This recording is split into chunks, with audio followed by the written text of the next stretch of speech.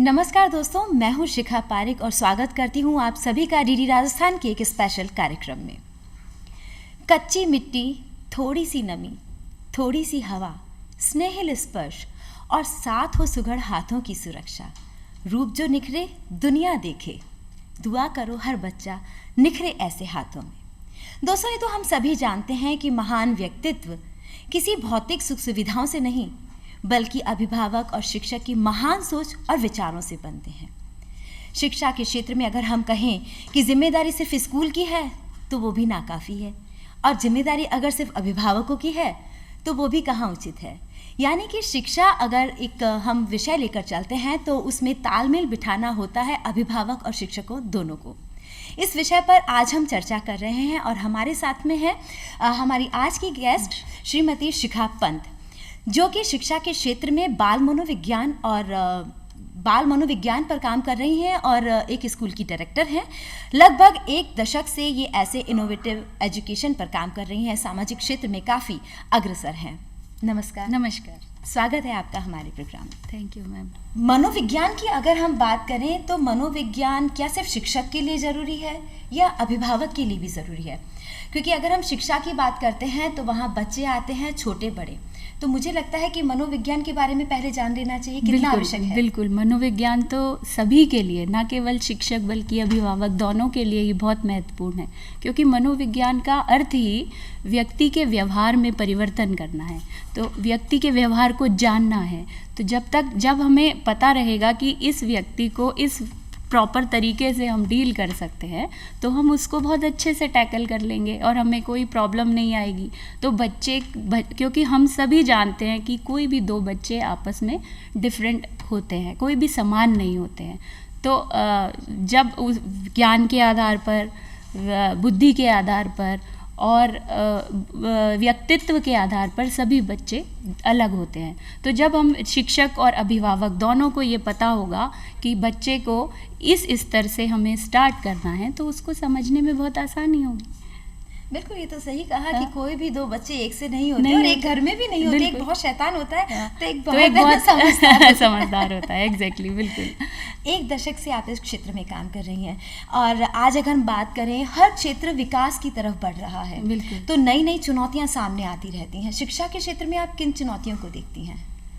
सबसे पहले तो सा विद्या या विमुक्ति, जिसके पास विद्या है उसे विमुक्त रहना चाहिए, उन्मुक्त रहना चाहिए, फ्री रहना चाहिए। लेकिन आजकल हम देख रहे हैं कि व्यक्ति बहुत दबाव में है और वो दबाव है रोजगार का।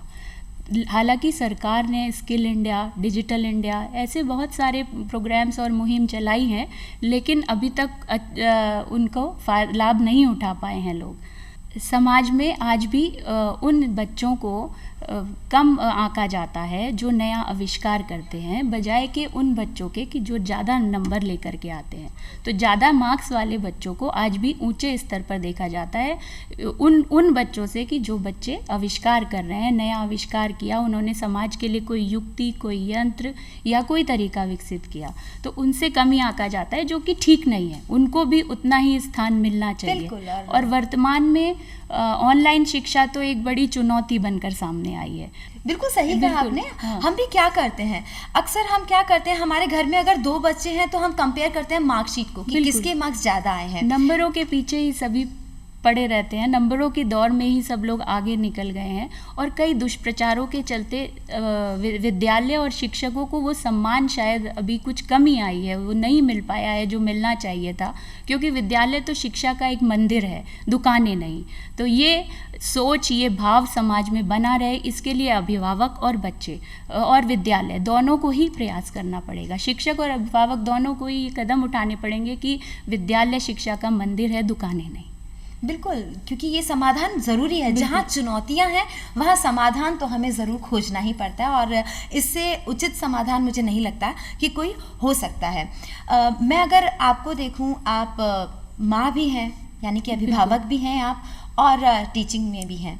तो आपको क्या लगता है कि कौन सा ज़्यादा प्रॉब्लमेटिक है रोल, अभिभावक वाला या टीचर वाला? हाँ, मेरे ख्याल से अभिभावक वाला क्योंकि दोनों की जिम्मेदारी होती है, माँ की भी जिम्मेदारी होती है, शिक्षक की भी भूमिका मुझे निभानी पड़ती है और एक माँ की भी भूमिका निभानी पड़ती है।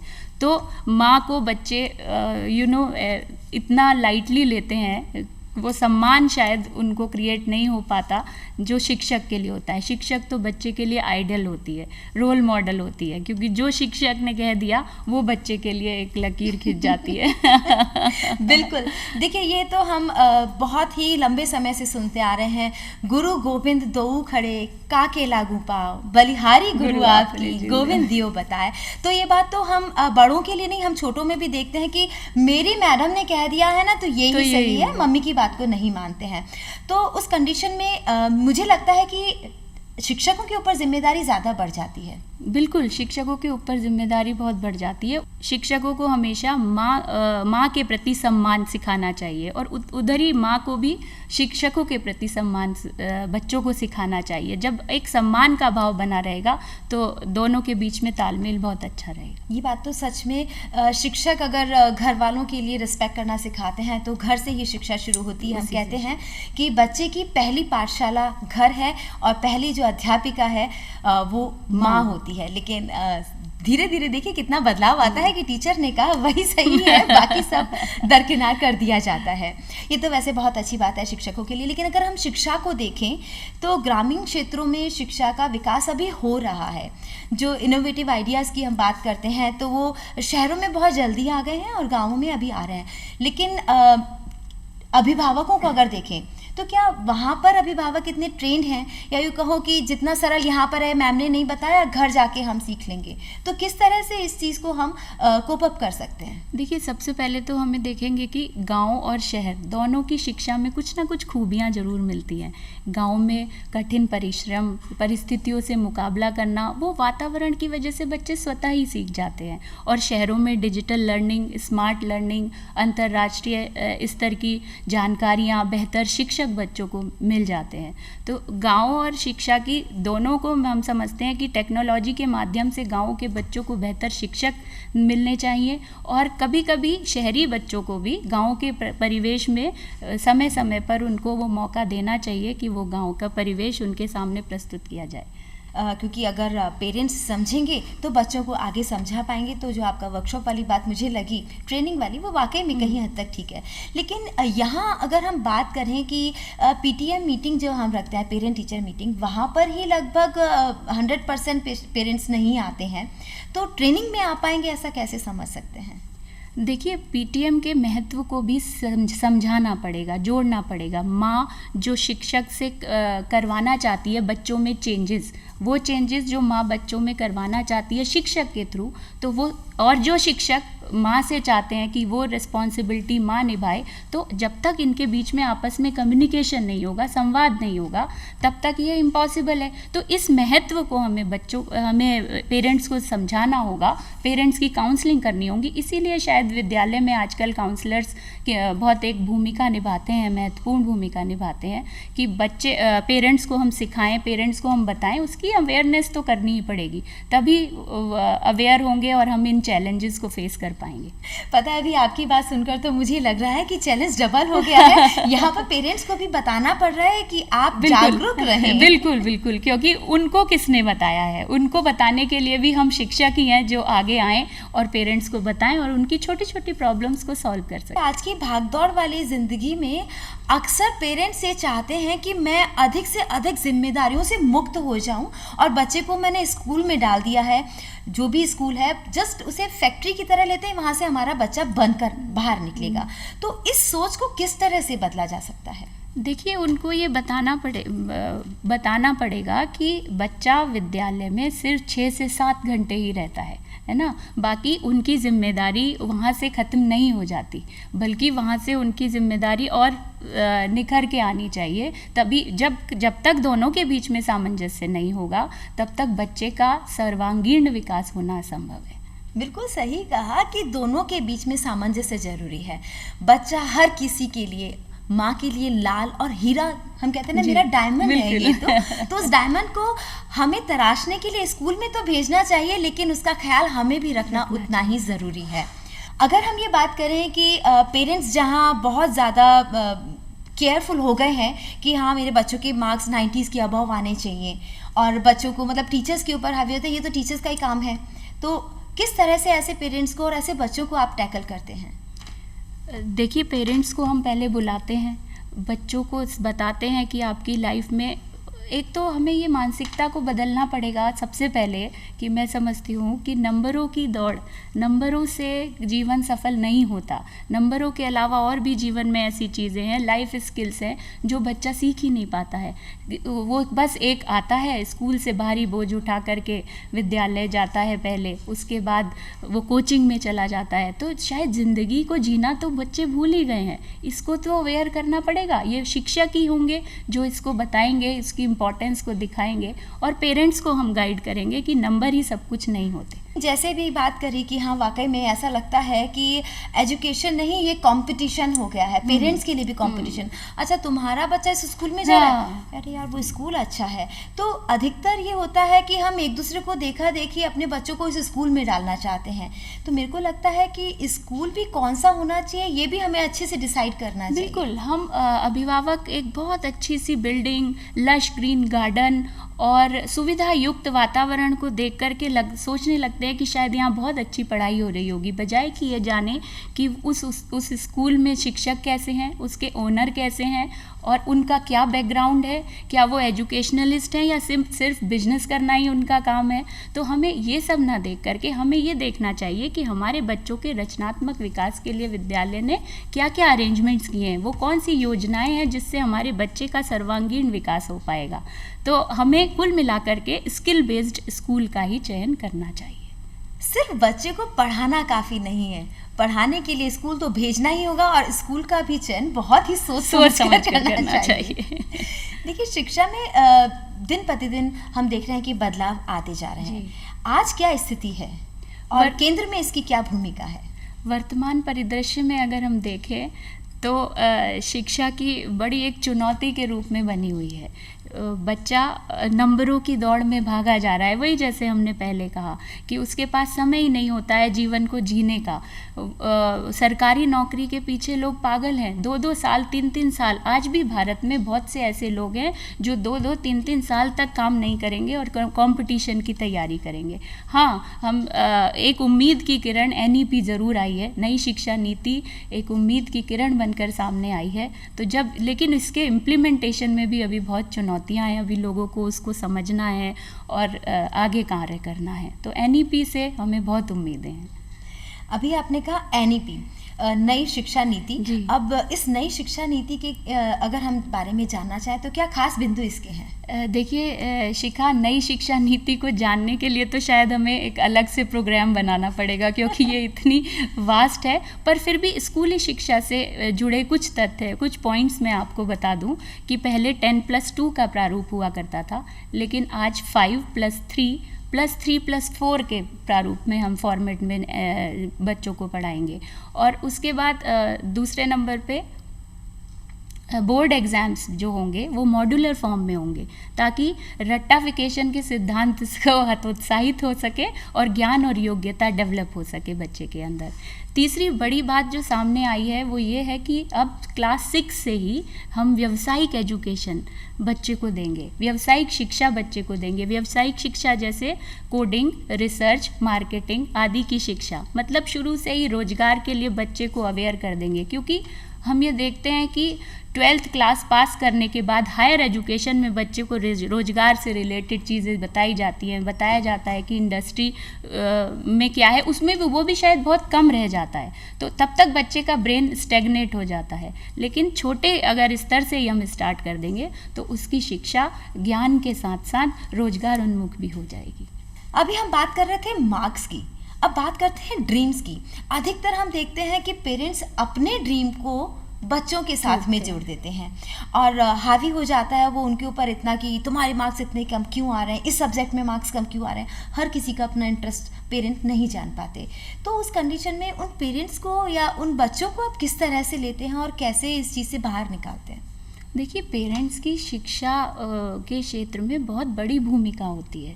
पेरेंट्स को चुनौतियों और परिस्थितियों का सामना बच्चों को करना सिखाना चाहिए। हम क्या करते हैं, बच्चों को बचा के रखते हैं, पैम्पर करते हैं, ओवर प्रोटेक्ट करते हैं। तो ये नहीं, बल्कि हमें चुनौती को फेस करना सिखाना चाहिए। चुनौतियाँ कभी कभी परिस्थितियाँ क्रिएट करके भी बनाई जा सकती हैं। तो सपोज़ एक बच्चा बगीचे में जाता है और पेड़ पर आम को लटके हुए देखता है, तो वो बोलता है कि मुझे ये आम खाना है। तो जनरली पेरेंट्स क्या करेंगे, वो तोड़ेंगे, काटेंगे और उसको दे देंगे। लेकिन नहीं, ऐसा नहीं करना चाहिए। उसे एक कुर्सी देनी चाहिए कि आप उस पर चढ़ो और उस आम को तोड़ो और खाओ।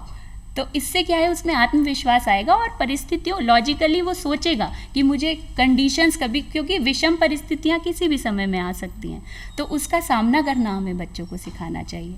एस्केप कल्चर, ये चीज़ पसंद नहीं है, पलायन के संस्कार, एस्केप कल्चर बोले तो पलायन के संस्कार। तो हमें ये चीज़ पसंद नहीं है तो हम उस चीज़ से भाग जाएं, ये चीज़ हमें नहीं खानी है तो हम उसको छोड़ दें।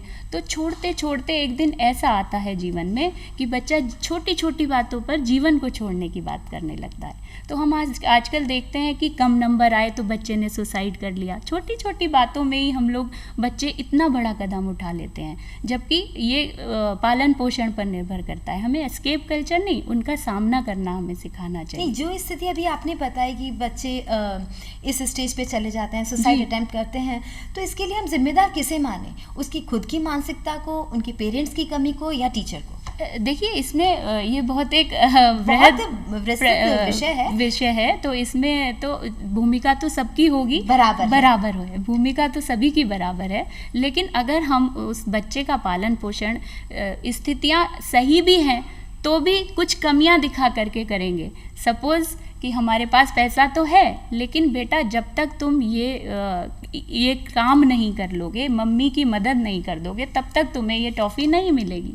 नहीं, बिल्कुल, मुझे अच्छे से याद आ रहा है। आजकल मैं देखती हूँ बच्चों को बहुत ही आसानी से साइकिल चाहिए, मोबाइल चाहिए, बहुत इजीली मिल जाता है। और मैं अगर अपने बचपन को याद करती हूँ तो मुझे अगर स्पेसिफिक कोई घड़ी चाहिए होती थी कि पापा मुझे ये वॉच चाहिए, बेटा तुम्हारा जब रिजल्ट आएगा तब मिलेगा। मतलब कोई चीज़ चाहिए होती तो हम बच्चों को कहते थे कि ना प्रोत्साहन भी देते थे। तो इस चीज़ को भी हमें आगे लेके चलना चाहिए। पेरेंट्स को अधिकतर ध्यान इस बात पर भी रखना चाहिए। बिल्कुल बिल्कुल, पेरेंट्स को कोई भी चीज़ इजीली नहीं कर देनी चाहिए, बल्कि उसके पीछे एक मोटो, ऐसा मोटो कि आपने आज हेल्प की बच्चे की, किसी की, बड़ों का सम्मान किया, तो उसके लिए उसको फिर गिफ्ट देना चाहिए। ऐसी चीज़ों को प्रोत्साहित करना चाहिए। अगर मैं बात करूं आदर्श माता पिता की या आदर्श शिक्षक की, तो ये कैसे होने चाहिए? आदर्श माता पिता और आदर्श पेरेंट्स, आदर्श शिक्षक की बात की है आपने। तो आदर्श शिक्षक में तो सबसे पहले शिक्षक बाई चांस नहीं होना चाहिए, बाई चॉइस होना चाहिए। शिक्षण उसका प्रोफेशन नहीं होना चाहिए, उसका पैशन होना चाहिए, क्योंकि तभी वो शिक्षक की जिम्मेदारियों को बहुत अच्छी तरीके से निभा पाएगा। क्योंकि अगर वो यही लगा रहेगा कि इतना पैसा मुझे मिला है और मुझे इतनी ही पढ़ाई करानी है, तो ये संभव नहीं है। तो शिक्षक अपनी चॉइस से बनना चाहिए, सबसे पहली बात। तो दूसरा, उसको साइकोलॉजिकली बच्चों को ट्रीट करना चाहिए, जैसे मैंने पहले बताया कि बच्चों की छिपी हुई खूबियों को, क्योंकि सब बच्चे एक समान नहीं होते, हर बच्चे में अंतर होता है, तो उसकी खूबियों को निखार करके उस डायरेक्शन में ही उसको मार्गदर्शन देना चाहिए और उस डायरेक्शन में ही बच्चे को बढ़ाना चाहिए। क्योंकि हर बच्चा नंबर नहीं ला सकता, हर बच्चा टॉप नहीं कर सकता क्लास में, तो उसकी आर्ट्स में रुचि है तो वो आर्ट्स डायरेक्शन में बढ़े, और अगर उसकी मॉडलिंग में रुचि है तो मॉडलिंग में जाए। पर ये देखना शिक्षक का काम होता है। तो ये चीज़ आपको ज़रूर समझनी चाहिए कि मेरे बच्चे में क्या ऐसी खूबी है, क्या दबा हुआ उसका हुनर है, जिसे बाहर निकालने में मुझे उसकी मदद करनी चाहिए। हो सकता है थोड़ी सी पहल मैं करूं और हो सकता है थोड़ी सी पहल शिक्षक करें, तो बच्चा एकदम डायमंड की तरह चमकेगा और दुनिया में जैसे सितारे अपनी चमक को फैलाते हैं, हर बच्चा इस तरह से फैलाएगा। अगर हम बात करें कि जैसे आपने कहा कि बाय चांस नहीं होना चाहिए, बाय चॉइस होना चाहिए, यहाँ हम पेरेंट्स को भूल गए हैं। क्योंकि अधिकतर हम देखते हैं कि न्यूक्लियर फैमिलीज हो गई हैं, दोनों फादर मदर दोनों जॉब में हैं, अपनी अपनी दुनिया उन सभी की है, और वो इस जिम्मेदारियों से कहीं हद तक अब जी चुराने लगे हैं कि मुझे बच्चों की देखभाल करनी है। कहीं पे आया तक रखी होती है, कहीं पर डे बोर्डिंग में भी वो स्कूल में डाल देते हैं। तो इस बारे में भी हमें थोड़ा सा सोचना चाहिए कि अभिभावकों के कौन से कर्तव्य हैं। अभिभावकों को देखिए, सबसे पहले तो उनको समय देना चाहिए, बच्चों को समय देना चाहिए, और ये नहीं कि हमेशा शिक्षा से ही रिलेटेड बातें करें, उनके साथ खेलना भी चाहिए। और एक समय शाम का ऐसा बनाना चाहिए कि जिसमें हम करंट अफेयर्स की भी बच्चों से बातें करें, ताकि उनके मन की भावों को हम पहचान सकें। हमें उससे ये पता चलेगा कि बच्चे क्या सोचते हैं, किसी परिस्थिति को लेकर क्या सोचते हैं और किस डायरेक्शन में बच्चों का झुकाव जा रहा है। तो अगर वो स्टार्टिंग में ही चेक हो जाएगा ना, अगर बच्चा जा रहा है और वो स्टार्टिंग में ही चेक हो जाएगा, तो हम इजीली बच्चे को बदल सकते हैं और चेंज कर सकते हैं। अभिभावक सिर्फ एक शब्द हम लेते हैं कि अभिभावकों के एक कर्तव्य हैं, लेकिन उसमें जब हम इसे थोड़ा सा हम अंदर और जाते हैं तो हम देखते हैं अभिभावक मतलब सिर्फ माँ रह जाती है, पिता साइड में हो जाते हैं। तो पिता को भी किस तरह से बच्चों की हेल्प करनी चाहिए, उनके साथ जुड़ना चाहिए, क्योंकि जिस तरह का नज़रिया एक माँ का होता है, माँ उसकी केयर करती है, उसकी हेल्थ को देख सकती है। आज ठीक है, थोड़ा सा स्थिति में बदलाव आया है कि वो बाहर हैं और उनकी भी नज़र बहुत विस्तृत हो गई है, लेकिन एक पिता जिस तरह से अपने बच्चे को देखता है, क्योंकि वो बाहर की दुनिया से बिल्कुल अटैच्ड है, तो उनकी क्या जिम्मेदारी होनी चाहिए? पिता को भी अपने बच्चों के साथ समय पर समय देना चाहिए। हालांकि उनके जॉब और उनका प्रोफेशन ये अलाउ नहीं करता है, लेकिन समय समय पर अपने जातिगत अपनी पीढ़ियों के बारे में बात करनी चाहिए। हमें अपने पुरानी परंपराओं की बात करनी चाहिए। तो वो आई थिंक हफ्ते में एक बार तो वो बैठ ही सकते हैं बच्चों के साथ, ताकि वो उनको वो ज्ञान और वो शिक्षा दे सकें जो वो देना चाहते हैं। बिल्कुल, ये आपने बहुत अच्छी बात कही कि पीढ़ियों से हमारे परिवार में, समाज में जो चलता आ रहा है, वो बातें भी हमें बच्चों से करनी चाहिए। कहीं कहीं पर ये भी कहा जाता है कि शिक्षा का इतना विकास हो गया है कि हम संस्कृति को भूलने लगे हैं। इसके पीछे क्या कारण हो सकता है? बिल्कुल, क्योंकि आजकल की भागदौड़ की ज़िंदगी में हमारे पास समय ही नहीं है ये बताने का कि हमारे पूर्वज कौन थे। शायद बच्चों को अपने दादा और परदादा का नाम ही नहीं मालूम होगा। तो ये कल्चर को बताना ये घर परिवार का ही कर्तव्य होता है, पेरेंट्स का ही कर्तव्य होता है। तो ऐसे मौके ढूंढें जहाँ पर हम ऐसी विद्यालयों को भी ऐसी प्रतियोगिताएं करवानी चाहिए कि अपनी 5 पीढ़ियों का नाम बताओ। तो एटलीस्ट बच्चा जानेगा और वो निकाल के लाएगा कि हमारे पूर्वज कौन थे, उन्होंने क्या क्या ऐसे महत्वपूर्ण कार्य किए थे। तो ये बताना माता पिता की ज़्यादा जिम्मेदारी है, मैं समझती हूँ, और विद्यालयों को भी इसमें सपोर्ट करना चाहिए। बिल्कुल सपोर्टिव हो सकता है एक टीचर कि आप जब स्कूल में एंटर हो रहे हो तो आपको सभी के पैर छूने चाहिए इस तरह से। बिल्कुल, और जो पहली परंपरा गुरु शिष्य की थी और आज जो परंपरा हम देख रहे हैं, परंपरा कहूँ या मैं कहूँ कि एक सिस्टम चल गया है टीचर्स और स्टूडेंट का, उसमें कितना अंतर है? बच्चों में जो शिक्षक को एक सम्मान दिया जाता था वो कम शायद पेरेंट्स के पालन पोषण की वजह से भी हुआ है, क्योंकि पेरेंट्स उतना सम्मान शिक्षकों को नहीं दे रहे हैं। वो व्यावसायिक रूप से एक व्यावसायिक आइडेंटिटी शिक्षक को समझते हैं, जो कि नहीं होना चाहिए। उसीलिए बच्चों का सम्मान, बच्चों के मन में शिक्षकों का सम्मान कम हुआ है। तो अगर ये सम्मान ऊपर पेरेंट्स उठाएंगे तो शिक्षक ज़रूर वो अपनी भूमिका निभा पाएंगे। हाँ, कुछ शिक्षक प्रोफेशनल भी हो गए हैं, वो बहुत ज़्यादा प्रोफेशनली सोचते हैं कि मेरे को यहाँ सैलरी नहीं मिली, वही मैंने बताया कि बाई चांस हो गए हैं, तो बाई चॉइस शिक्षक होगा तो वो इस तरह की प्रॉब्लम्स आएंगी नहीं। अगेन शिखा जी, आपने एक बहुत अच्छी बात कह दी कि सिर्फ टीचर ही समझाए ये ज़रूरी नहीं है। चाहे संस्कृति के बारे में हो, चाहे हम रिस्पेक्ट देने की बात अगर कर रहे हैं, तो वो एक अधिकार जो होता है ना कि पेरेंट्स का अधिकार हो गया है कि हाँ नहीं आपको तो ये करना होगा, ऐसा नहीं होना चाहिए। एक समन्वय दोनों में होना चाहिए, टीचर और अभिभावक के बीच में। अब चलते चलते क्योंकि समय हो रहा है, बातें तो इतनी सारी है कि मतलब ये सब्जेक्ट ही ऐसा है जिसमें मैं कितनी सारी बातें आपसे जान लूँ कम है, कितनी सारी बातें हमारे व्यूअर्स के मन में भी अभी होंगी चाहूँगी और जानी भी होंगी उन्होंने आपसे, लेकिन समय सीमा में हमें बनना बहुत ज़रूरी है।